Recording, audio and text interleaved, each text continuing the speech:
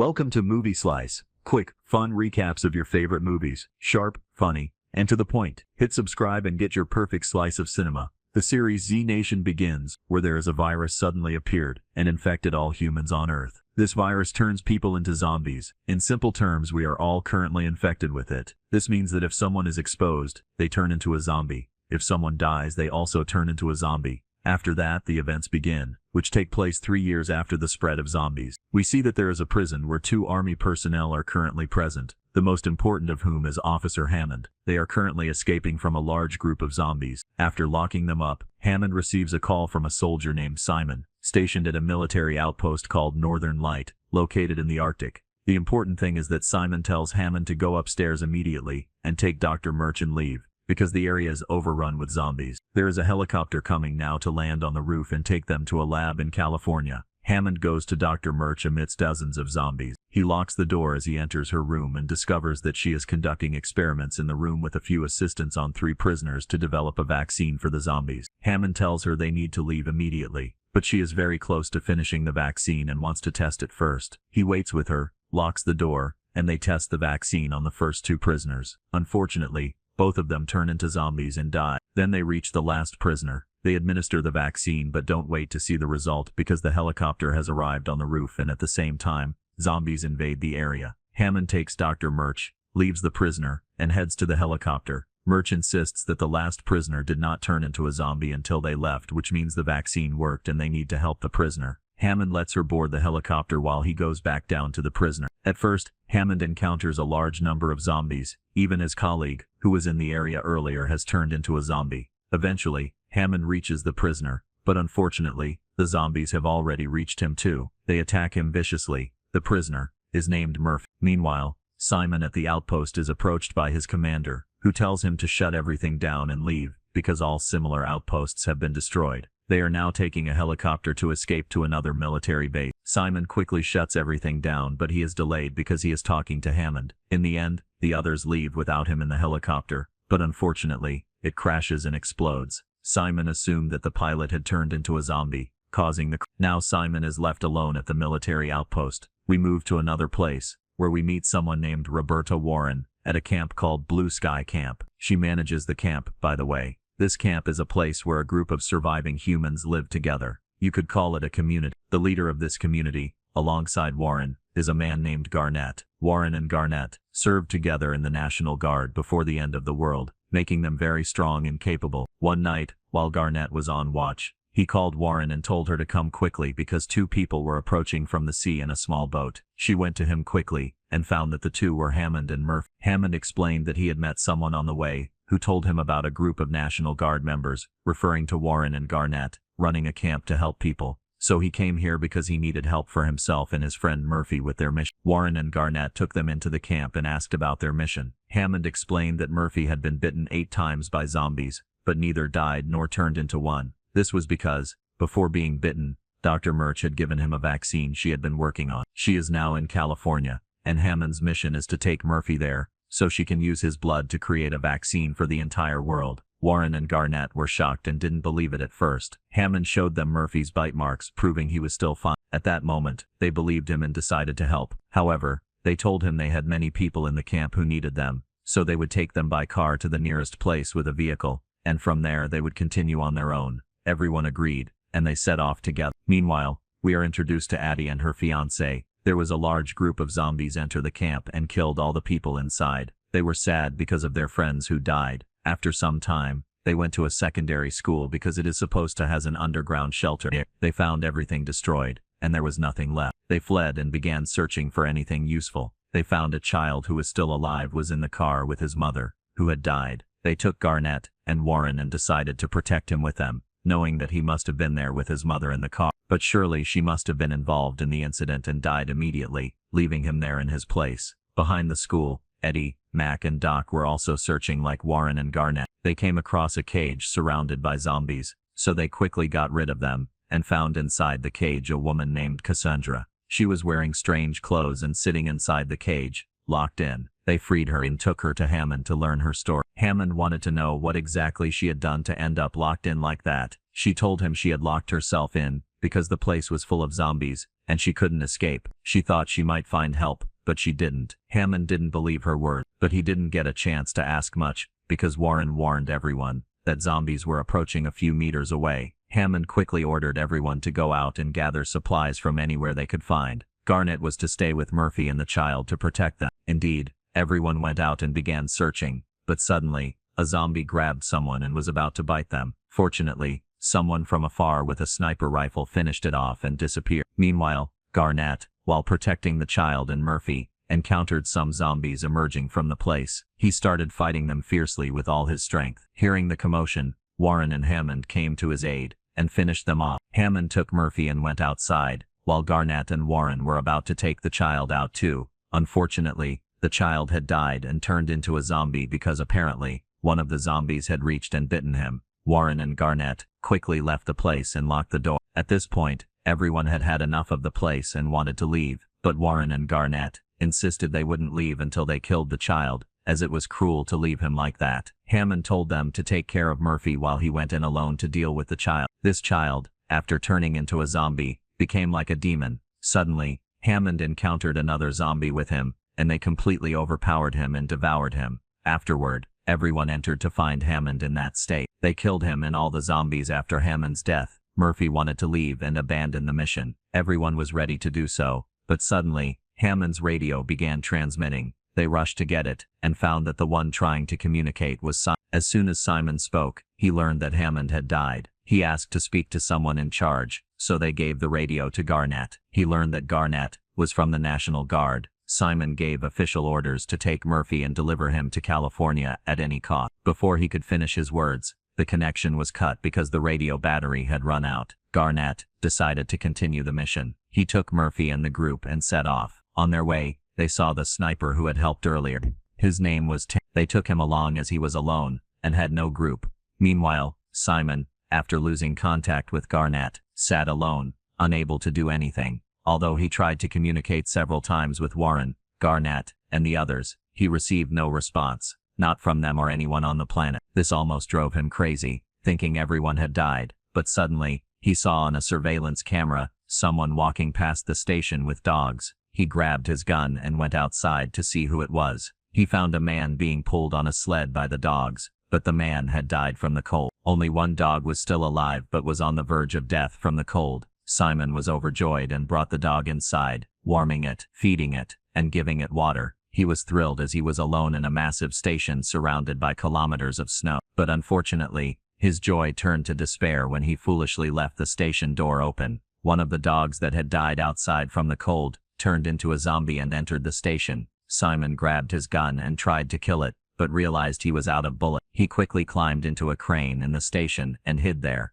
but the zombie dog kept coming for him. Finally, he gathered his courage, grabbed a stick, and fought it off, killing it. Once again, he was left with his dog, feeling a renewed sense of hope. He tried to reconnect with the team. Meanwhile, the team was traveling in 2 cars and a truck, wandering here and there for a long time. The journey to California spanned thousands of kilometers, making it difficult. At one point, they encountered a large number of zombies and decided to run them over with their vehicle. This caused problems as the truck ran out of fuel, and one of the cars had a flat tire. After changing the tire, they spent some time exploring the area. Suddenly, 2 motorcyclists passed by, as Cassandra, the girl they had taken from the school, seemed to know. But for now, the 2 motorcyclists went their separate ways quietly. The group needed fuel, so they began searching for it. During this time, Doc was talking to Tank, questioning his name. Tank explained that it wasn't his real name, but a nickname he liked because it represented the 10,000 zombies he aimed to kill. Suddenly, one of the motorcyclists from earlier, named Travis, appeared. He was held at gunpoint, but explained that his companion had betrayed him, stolen his motorcycle, and fled. He offered to help them find a place with plenty of fuel, in exchange for joining their group. Later, Cassandra and Travis were sent to create a distraction, to lure the zombies away, allowing Garnett and Warren to access the fuel. The plan was set in motion, and Garnett told Doc to stay with Murphy and protect him. Eddie and Mac managed to reach a pump and stop it, halting all the zombies. On another note, Travis and Cassandra were the second pair, and ended up in a distant place. They made loud noises to attract the zombies towards them. Garnett found a gasoline truck, so they decided to fill it up and take it. Everything seemed to be going smoothly, and Addie and Mac descended to complete their task. But suddenly, Travis started fighting with Cassandra, chasing her and shouting, "You'll be back." Here we learn that Cassandra was part of a certain group. The man she was with on the motorcycle had tricked the entire group to get Travis to join and bring Cassandra back. Cassandra kept running until they reached an open area where she hit him, causing him to fall from a height. He died, and the zombies devoured him. When Cassandra was running from Travis, she stopped making the noise that was attracting the zombies. The zombies then turned back and started attacking Garnett and his group. Things were still under control and could have been resolved easily, but Murphy, who was with Doc in the car, panicked. Zombies surrounded their car and started banging on it. Doc tried to fight them off, but Murphy drove the car, hitting a pole because he couldn't see due to the zombies on the windshield. The car caught fire, and everyone ran away from the gasoline truck to avoid the explosion. Garnett managed to pull Murphy out of the car just in time before the place exploded. The explosion got the attention of a satellite, which allowed Simon to locate the group. He was thrilled to reconnect with them and guide them westward towards the ocean. Before leaving, the team found a few gasoline containers to take with them. Meanwhile, Travis's group, from which Cassandra had escaped, found his dead body and started tracking her. To understand Cassandra's story, we go back in time. She was part of a mentally unstable group led by a man named Tobias. This group was notorious for using women like Cassandra and another girl to lure men, who Tobias and his men would then attack, rob, and imprison. They were cannibals, eating human flesh. Cassandra was forced into this life and eventually escaped. Tobias and his men had been searching for her since then to bring her back. While on their journey, the group ran out of food. Murphy kept complaining about being hungry, so everyone split up to search for supplies. Addie and Mac decided to look for a radio to contact Simon for guidance.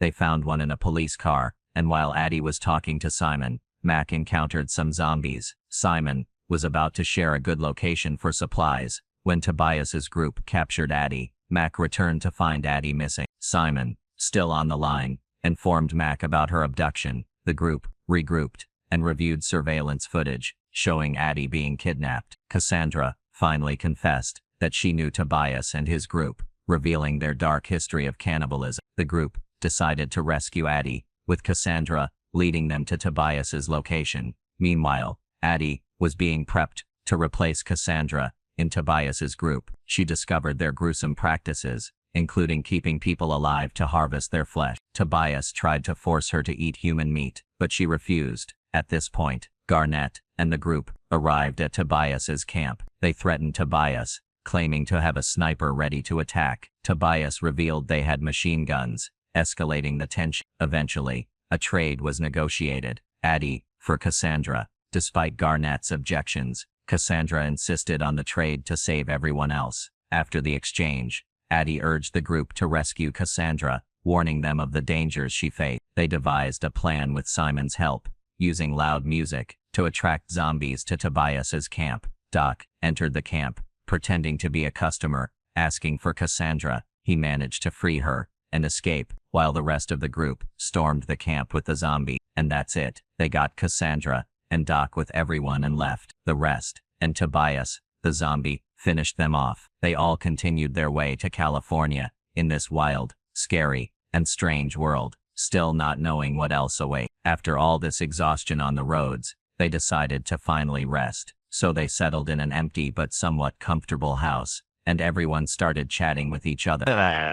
From the conversations, Garnett asked Warren about her husband, who was a firefighter, before the apocalypse. She told him she didn't know anything about him because she was far from home and didn't want to face the idea that he might have turned. Garnett said, "Isn't he supposed to be your house close?" She replied, "Yes, but I didn't go." But she left it at that. A sudden storm gathered a large number of zombies around the house, so they all left the house and fled the area. After a while, Simon, at his station, looked at the screen and saw a massive, destructive storm near their team. He couldn't contact them at the moment, but he quickly used the radio to warn anyone in the area to hide in an underground shelter immediately. Everyone heard and had to find a shelter. Warren reluctantly took them all to her house because there was a shelter under it. They all went there. When Warren reached her house, she found a woman and her injured, dying husband there. Warren asked them how they got into the house. They described a firefighter who told them to hide in his house's shelter and that he would follow them. Warren realized her husband might still be alive. She took everyone to the shelter and asked Doc to treat the injured man. She herself went to the fire station, where her husband worked, to find medical supplies to help the injured man. Meanwhile, at the house, Murphy started feeling strange sensations, which he had been experiencing for a while, even back on the road. For example, he noticed his teeth falling out and being replaced with new sharp ones. Now, at the house, his hair was falling out, and his appearance became odd. He shaved his head and joined everyone in the shelter. They were shocked by his appearance but moved past it. Meanwhile, Garnett and Warren reached the fire station. They hoped to find Warren's husband there, but instead, they encountered zombies everywhere. They hid inside the fire station, only to find more zombies firefighters who had turned. They started killing them, one by one, until they were all gone. Warren checked their faces to see if her husband was among them. He wasn't, and she felt relief. But the storm outside intensified, and they had to leave. They grabbed the medical supplies and returned to the shelter. Garnett went inside, but before Warren could enter, she closed the door from the outside and stayed out for 2 reasons. First, so her husband could find her if he came. Second, because they wouldn't let her stay outside unless she closed the door herself. Doc treated the injured man in the shelter, and thankfully, he recovered. Meanwhile, Warren waited outside for her husband, but he never came. Instead, the storm arrived and consumed the entire house. After some time, everyone emerged from the shelter to find the world completely destroyed, and Warren lying on the ground. Thankfully, she was alive and well. They were all relieved. Warren felt deep inside that her husband was dead, because if he had been there, the storm would have taken him. In the background, we see her husband walking, but he had turned into a zombie. After all this, Garnett suggested they rest at a nearby camp. He knew the camp leader, Joe Williams, a former National Guard commander, who loves him. They went to the camp and met Joe. Joe was happy to see Garnett because they were almost friends. He welcomed them, but took all their weapons for safekeeping. Joe showed them around his city, showcasing its safety and abundance of food and water. He allowed them to stay the night, but told them they had to leave the next day because there wasn't enough space. He promised to give them a location to go to. They thanked him and left. Joe later noticed 3 people from a group led by a man named Jacob trying to enter the camp. To explain, Jacob was a mentally unstable man who convinced people he was a god and that everyone should turn into zombies because they were the salvation. Joe had previously kicked Jacob and his group out of the camp. Now Jacob wanted revenge and sent 3 people to infiltrate the camp, claiming they regretted leaving. Joe, being kind, let them in. This was a mistake because the 3 spread out and caused chaos. One pulled out a knife, suicided, and turned into a zombie, causing a chain reaction. Within seconds, dozens of people turned into zombies. The team started fighting and killing zombies to escape. Murphy, as usual, was the first to run away. Everyone used whatever they could as weapons, even a whisk. Eventually, Warren and Garnett met Joe and asked what to do. Joe said all the weapons were in the storage outside, surrounded by zombies. He told them to escape through the emergency exit. Before the place collapsed, they ran to the exit, but found it locked, with zombies closing in. Thankfully, someone from outside opened the door, letting them out before sealing it again. As they escaped, they encountered Jacob's group, but managed to evade them. Meanwhile, Jacob gathered the remaining survivors in the camp and showed them Joe, who had turned into a zombie. Jacob declared that everyone should turn into zombies to achieve salvation. Murphy, in a cage full of zombies, emerged unharmed, as if he controlled them. This shocked everyone. Even if they were amazed by him, they would believe in him immediately, that zombies do not affect him. He brought a zombie and put his finger in its mouth to tell them that what's happening with Murphy, the physical changes, and the strange powers he's experiencing, are due to genetic mutations caused by the serum he took earlier. So, expect anything in the coming period, like for example, he might control zombies. The important thing is that Jacob got angry at the time, pulled out his gun, and was about to shoot Murphy. Garnett secured Murphy and fired a shot, but unfortunately, it hit his heart. At that moment, Cassandra and Tank had brought their weapons and their car, and they had to escape immediately because the zombies had invaded the place. But Warren didn't want to leave Garnett because she loved him. In the end, Everyone forcibly dragged her away, took her, and left with Murphy, fleeing the place. Unfortunately, Garnett died and turned into a zombie. Warren stood beside the car from a distance, took Tank's sniper rifle, and shot Garnett in the head. She also shot Jacob in the heart, turning him into a zombie, and he finished off the rest. And Warren got in the car with them, and they continued their journey, all grieving for Garnett. Warren was in a state of shock, and not herself. Thus the first part ends. If you liked the video, subscribe to the channel, and activate the notification button, so you never miss an updates. See you in the next video.